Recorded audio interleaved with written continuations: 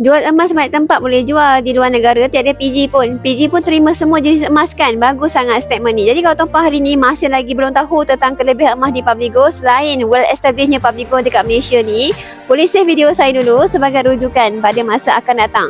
Berita baik kepada penyimpan-penyimpan emas yang bukan jenama Publigo dan juga barang-barang kemas. Sekiranya tuan-puan hari ni ada emas yang patah, kemek cala, tuan-puan tak tahu nak jual dekat mana. Mungkin emas tu emas warisan turun-temurun, ataupun jenama emas yang lain yang mereka tak nak ambil pun sebab mungkin emas tu patah, kehilangan sijen dan sebagainya. Boleh je jual dengan Publigo tuan-puan, kerana Publigo akan ambil emas tuan-puan dengan harga yang tertinggi. Itulah kelebihan Publigo yang ramai lagi orang tak tahu.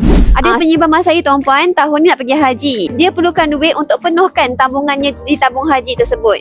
Jadi apa dia kena buat? Dia telah pun jual barang kemas isteri yang lama untuk digunakan sebagai kos pergi haji. Jadi dia pergi tanya beberapa kedai emas dekat luar sana. Dapat harga yang sangat rendah tuan-puan. Tapi dekat Publigo 1 gram pada masa tu lebih sekitar RM10 berbanding dengan harga dekat luar sana. Beliau dan isteri pun jual emas di Publigo tuan-puan dan dapat pada hari yang sama. Best kan? Jadi kalau tuan-puan hari ni mungkin ada emas patah, kemek cala, tak tahu nak pergi jual dekat mana, maka Publigo lah jawapannya. Yang belum ada akaun emas Publigo lagi, boleh rujuk pin video saya dan saya akan bantu tuan-puan untuk buka akaun emas Publigo hari ni supaya urusan tuan-puan untuk jual balik emas tuan-puan tu dimudahkan di cawangan Publigo yang terdekat. Boleh rujuk pin video saya dan saya akan bantu tuan-puan sampai kaya.